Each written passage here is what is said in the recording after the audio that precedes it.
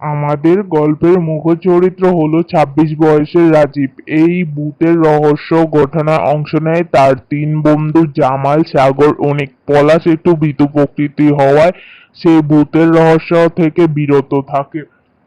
রাজীব কোনো কালেই ভূতের উপর তেমন বিশ্বাস ছিল না। ভূত কি, এটা কি সত্যিই আছে এটা জানার জন্য তার মন অকৃষ্ট হয়ে ওঠে। তার ইচ্ছে কোনো এক ভৌতিক জায়গায় থাকবে আর ভূতের অস্তিত্ব বিষয়ে সত্যতা যাচাই করবে। তাই সে সিদ্ধান্ত নিল অপমৃত্যু হয়েছে এমন এক ফ্ল্যাট কিনবে। তাই সে খোঁজ নিতে থাকে, কিন্তু বাড়ির লোক এ বিষয়ে তার মত নেই। বাবা মা অনেক বোঝানোর চেষ্টা করছে যাকে রাজীব তার সিদ্ধান্ত বদলে নেয়, কিন্তু রাজীব বড়ই একঘয়ে। সে যা বলেছে তাই করবে। তার বাবা মা শেষবারের মতো চেষ্টা করে বলে, তুই যদি ফ্ল্যাট কিনিস সেখানে আমরা থাকবো না, কিন্তু কোনোভাবেই ছেলেকে আটকানো গেল না। সে বলল ঠিক আছে, তোমাদের যেতে হবে না। এ বলে রাজীব বাড়ি থেকে অফিসে চলে গেল। বিকালে অফিস থেকে ফিরে হাত মুখ ধুয়ে এসে ক্লাবে চলে গেল আড্ডা দিতে। সেখানে খানিকক্ষণ ক্যারাম বোর্ড খেলে বাহিরে এসে বসলো। তারপর তাকে সেখানে দেখে তার বন্ধুরা জোরে হলো। রাজীব কথায় কথায় তার বন্ধুর কাছে সে বলল এমন এক ফ্ল্যাট কিনতে চায় যেখানে আগে অপমৃত্যুর ঘটনা ঘটেছে। বন্ধুরা জানে সে এ মৃত্যুর ভূতের সন্ধান করতে চায়। রাজীব জানায় তার বাড়ি থেকে সেখানে কেউ থাকবে না বলে দিয়েছে। শুনে তখন পলাশ বলতে থাকলো, তুই যাস নে, যদি কিছু হয়ে যায় তখন কি হবে? দেখার লোকও তো থাকবে না। রাজীব বলল, কেন তোরা থাকবি না? আমি তো ভাবলাম এই রাতে ওখানে পার্টি করব, মজা করব। এ কথা শুনে তিন বন্ধু সহমত পোষণ করলেও কিন্তু ভীত সন্তুষ্ট হয়ে পলাশ বলে, তোরা গেলেও আমি যাচ্ছি না। এ কথা বলে সে এখান থেকে চলে গেল। গল্পটা হলো পাঁচ বন্ধু রাজীব, পলাশ। ইতিমধ্যে তাদের নাম পেয়েছি, সাগর, অনিক এবং জামাল। তিনজন বাকি। পলাশ একটু ভীতু প্রকৃতির, কিন্তু বাকি চারজন খুব সাহসী। পলাশ চলে গেলে অবাক সেই টপিকের কথাবার্তা শুরু হলো। রাজীব সে বলল, কিন্তু এরকম ফ্ল্যাটের সন্ধান কই পাবো? জামাল বলল, হ্যাঁ, একটি গভীর চিন্তার বিষয়। অনিক, আচ্ছা, চেনা পরিচয়ের মধ্যে খবর নিলে কেমন হয়? সাগর, হ্যাঁ তাই কর, কিন্তু শুধু পরিচয়ের মধ্যে খবর না নিয়ে খবরের কাগজেও বিজ্ঞাপন দিলে ভালো হয়। Jamal, good idea. আমার এক পরিচিত আছে, মানে আমার এক কলিগের দাদা, উনি খবরের কাগজ প্রিন্ট করে। তাহলে আমি ওনার সাথে কথা বলি। রাজীব, ওকে, তুই ওখানে কথা বল। আর এই কথা তখনকার মতো কথাবার্তা ওখানে সমাপ্ত করে যার যার বাড়ির উদ্দেশ্যে চলে যায়। রাজীব আসার পথে ভাবতে থাকে, যদি এরকম একটা ফ্ল্যাট পেয়ে যায় তাহলে আমি ওখান থেকে প্রমাণ করে দেব ওইসব ভূত টুত আদৌ কিছু হয় না, এগুলো মানুষের মনের ভুল ধারণা। হ্যাঁ, জিন পরি থাকে, কিন্তু সোজা ভূত এটা অসম্ভব। এই কথাগুলো নিজের মনে ভাবতে ভাবতে রাজীব শেষটায় হেসে ফেললো। বাড়ি ফিরে একটু রেস্ট নিল রাজীব। সারাদিন ক্লান্তির মাঝে তার একটু বিনোদন, মানে তার বন্ধুদের সাথে আড্ডা দেওয়া। এই তার ফোনের যুগে একটু ফোন ঘাঁটা। অনেক রাত হলো, এবার সে খেয়ে ঘুমাবে। কাল সেই একই রুটিন। তাই সে তার মাকে খাবার দেওয়ার জন্য ডাক দিলে থাকে। মা উত্তর দেয়, নিজের খাবার নিজে বেড়ে নাও। খানিকটা রেগে উত্তর দিল মা। রাজীব খাওয়া দাওয়া শেষ করে, না হয়নি, তুমি খাওয়া, আমরা আসছি। রাজীব, তাহলে আমাকে নিয়ে নিতে বলছো কেন? তোমরাও তো খাবে, আমাকে বেড়ে দাও প্রতিদিনের মতো। কিছু কি হয়েছে? কি আর হবে বলো? হওয়ার মতো আর কিছু বাকি রেখেছো নাকি? আমাদের কথা তো শোনো না। রাজীব মায়ের জিলাপির মতো গুড় গুড় কথা বুঝতে না পেরে মাকে বলল, কি হয়েছে সোজাসুজি বলো। আমি তো কিছুই বুঝতে পারছি না, তুমি কি বলতে চাচ্ছ মা? তোমাকে তো আমরা বাবা মিলে বুঝিয়ে বলতে পারছি না। ভৌতিক কাণ্ড আছে এমন জায়গায় তুমি থাকবে, আমরা তো আর সেখানে যাব না। তোমার সাথে তোমার খাবার বেড়ে দেওয়ার জন্য কি নিজেকে কাজ নিয়ে শিখাও? রাজীব, এই ব্যাপার তাহলে? এসব কাণ্ডে আমাকে বিরত রাখার জন্য? মায়ের কথায় রাজীব বেশ রেগে গেল, তাই খাবার না খেয়ে চলে গেল। দরজা বন্ধ করে নিজের রুমে শুয়ে পড়লো। মা বাহিরে চিৎকার করে বলতে থাকলো, ভালো কথা বললেই তো আমার উপর রাগ দেখাবি? মায়ের মনের চিন্তা বোঝার তো আর ক্ষমতা নেই তোর। নিজের সন্তান হলে তখন বুঝবি কেমন লাগে। বাবা, থামো। দেখলে তো আমার এই সব কথার জন্য ছেলেটি না খেয়ে চলে গেল।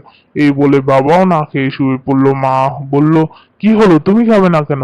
বাবা দীর্ঘ নিঃশ্বাস ফেলে বলল, না, আমি আর খেয়ে কি করব।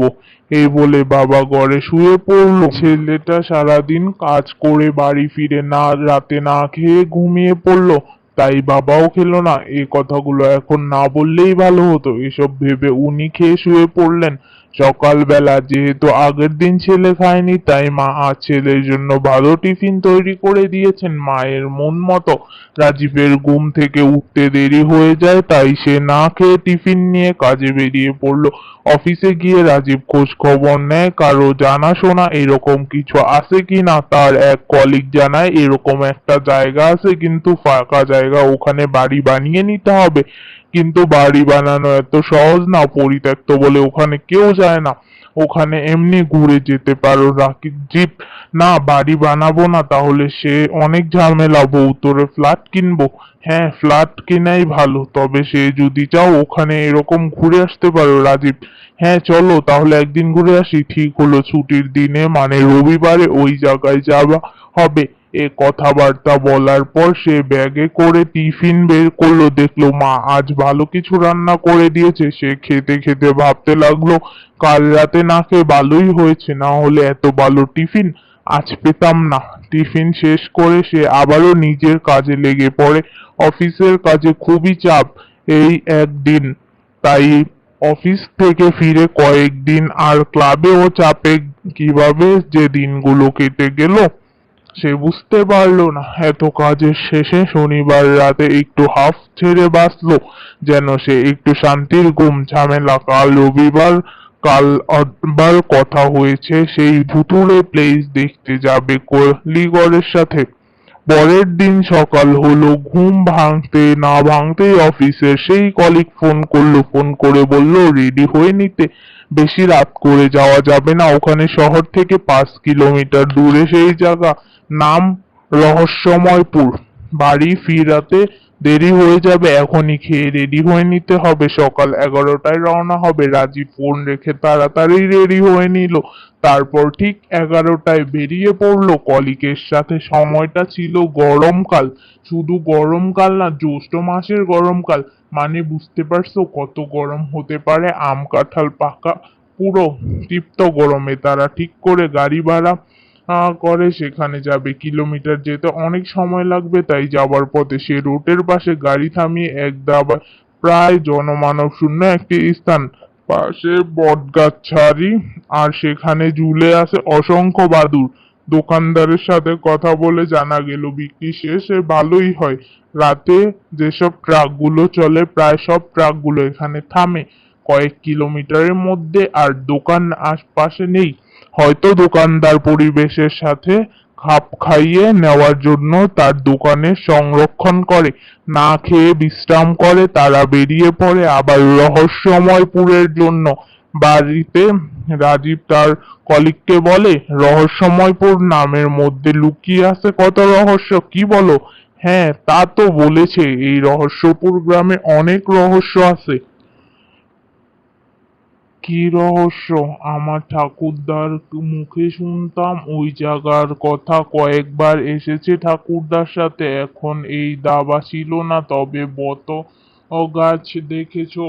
আরো অনেক বট গাছ ছিল, আর রাতে খালি পেঁচার ডাক, গা ছমছম করে, পরিবেশ পুরো বেশ ভৌতিক, পুরুষ বেশ রহস্যময়। 3 কিমি আগেই এরকম ভুতুড়ে পরিবেশ জানি, ওখানে পরিবেশ কেমন হবে আমার তো ভাবতেই মজা লাগছে। ড্রাইভার সার্জেন্ট একটি ব্রেক কষে আর বলল, সামনের রাস্তা খারাপ, মনে হচ্ছে গাড়ি আর সামনে যাবে না। বাকি 10 মিনিটের পথ পাশে হেঁটে যেতে হবে। গল্প করতে করতে রাস্তা দিয়ে চলে এসেছে বাদগম্য হলো দুইজনের। রাজীব বলল, এতটা যে চলে এসেছি, আর 10 মিনিটের রাস্তা যেতে কতই বা সময় লাগবে? কলিগ, হ্যাঁ ঠিক বলেছ, হেঁটেই চলে যাব, অসুবিধা হবে না। ড্রাইভার, বেশ, তাহলে আপনারা যান, আমি এখানে গাড়ি নিয়ে অপেক্ষা করব। আর হ্যাঁ, সন্ধ্যা নামার আগেই চলে আসবেন, জায়গাটা সুবিধার না।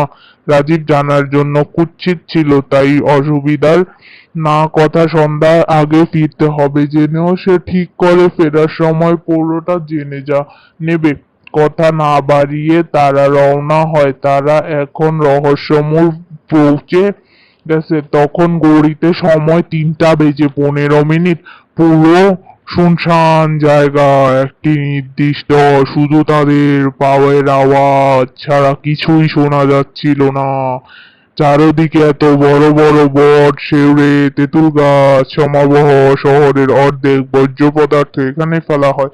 মাটির রাস্তা কয়েক মাইলের পর মাইল ধুঁকু ফাঁকা। খানি কয়েকটা এগিয়ে গেলে তারা দেখতে পায় বিশাল বড় গর্ত। তারা খানিকটা গভীর হতে পারে এটা দেখে আন্দাজ লাগলো খুব মুশকিল। এর মধ্যে কেউ পড়ে গেলে তাকে উদ্ধার করা সম্ভব নয়। এত বড় গর্ত দেখে রাজীব প্রশ্ন করলো, আচ্ছা দীপ, এত বড় গর্ত কিসের? রাজীবের কলিগের নাম দীপ। এগুলো প্রমোটের কাজ। ওরা এখান থেকে মাটি নিয়ে গিয়ে বাড়িতে বা ফ্ল্যাট বানায়। এইসব ছিল না? আচ্ছা, হ্যাঁ, একবার শোনা হয়েছিল এ প্রমোটার এখান থেকে মাটি নিয়ে বাংলো বানায়। রাতে সেই বাংলো এমন সব আওয়াজ কাণ্ড হতে যায়, লোক বেশি দিন টিকতে পারে না।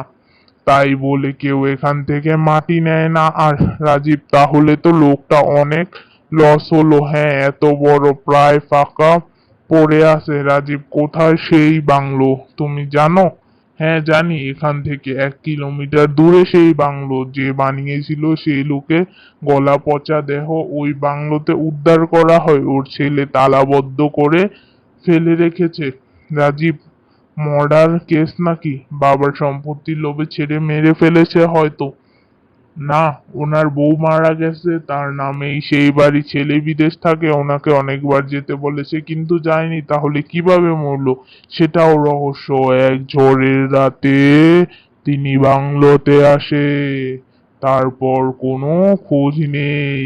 দিন গিয়েছে, বাড়ির কাজের লোক, ছেলে নির্দিষ্ট দায়ভার সহ এসে দেখে এই অবস্থা। ওনারা পুলিশে খবর দেয়।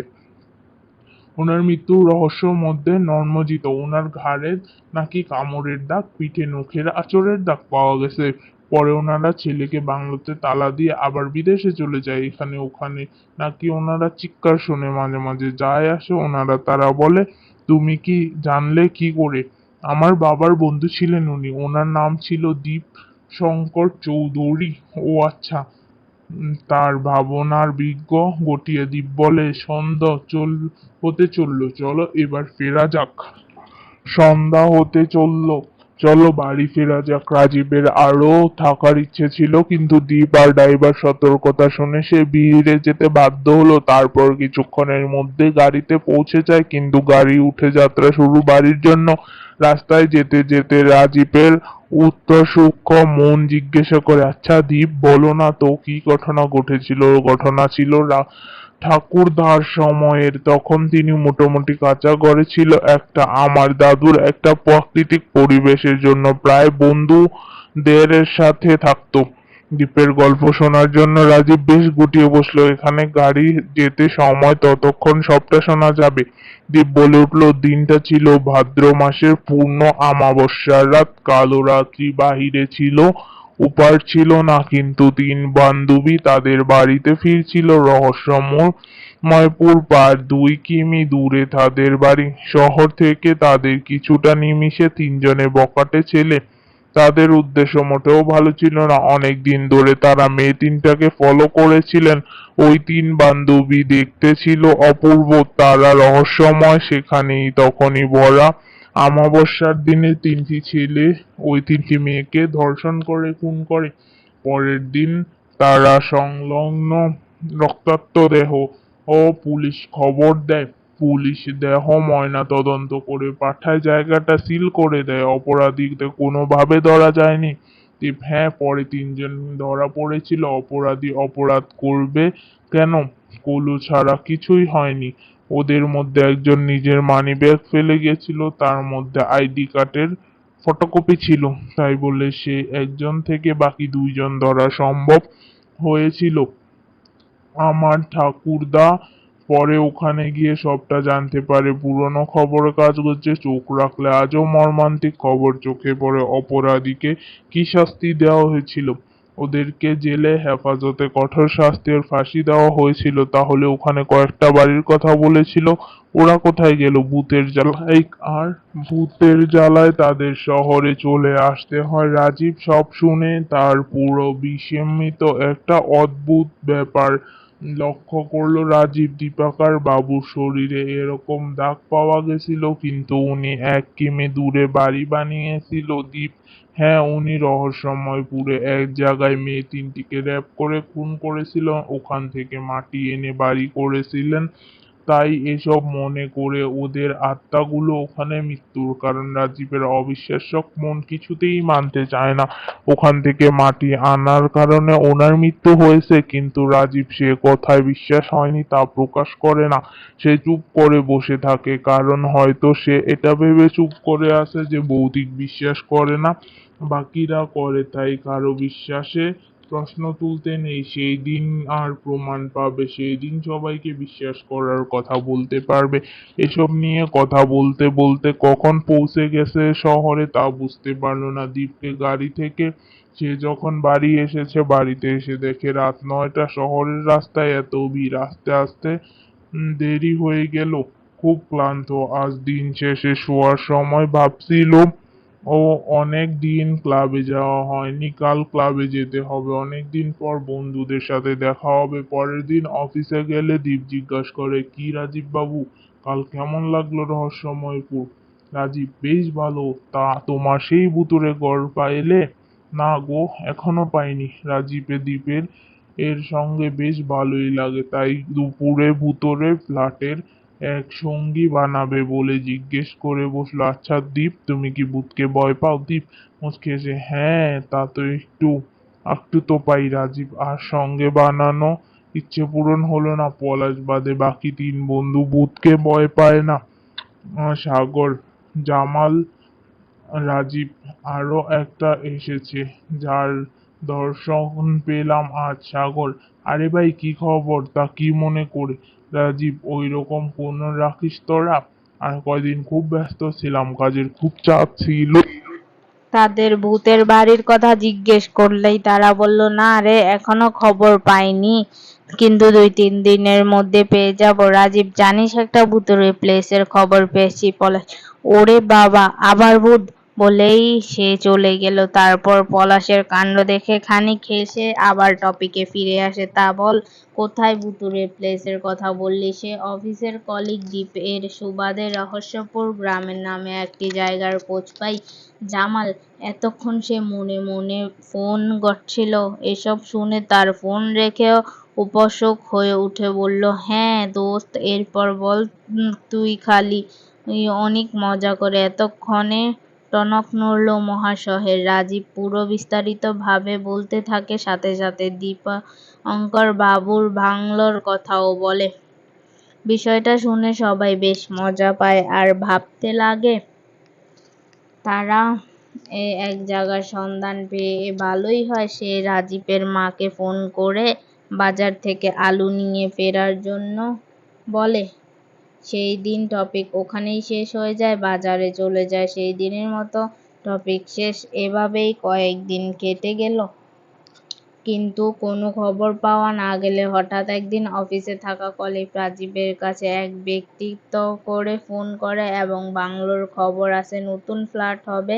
রাজীবের ফোন নাম্বার ও নিউজ পেপারে দেওয়া হয়েছিল, তাই ফোন কার কাছেই আসে। রাজীব খবরটা শুনে বেশ আনন্দ পেল। ভাবতে থাকে, ফ্ল্যাট বা বাংলো, তাতে কি আছে, ভূত হলেই হলো।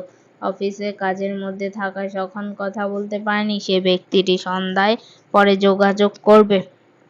বাড়ি ফিরে এসে বন্ধুদের সাথে ব্যাপারটা বেশ শেয়ার করলো। পছন্দ করে ক্লাবে সেই বন্ধুর সামনে ব্যক্তিত্ব আবার ফোন করে। তো পরবর্তী পার্টগুলো শুনতে চাইলে অবশ্যই চ্যানেলটির পাশে থাকবেন। আর পার্ট 1 ছিল এটা। কার কাছে কেমন লাগছে সবাই কমেন্ট করে বলে যাবেন। সবাই চ্যানেলটাকে সাবস্ক্রাইব করে দেন। আর পাশে বেল বাটন বাজিয়ে রাখেন, গল্পটা ছাড়ার সাথে সাথে যেন আপনাদের কাছে চলে যায়। সবাই ভালো থাকবেন, সুস্থ থাকবেন। আর কার কাছে কেমন লেগেছে তা কমেন্ট করে অবশ্যই বলে যাবেন। এরকম ভিডিও আরো পেতে চাইলে চ্যানেলটিকে সাবস্ক্রাইব করে পাশে থাকবেন অবশ্যই।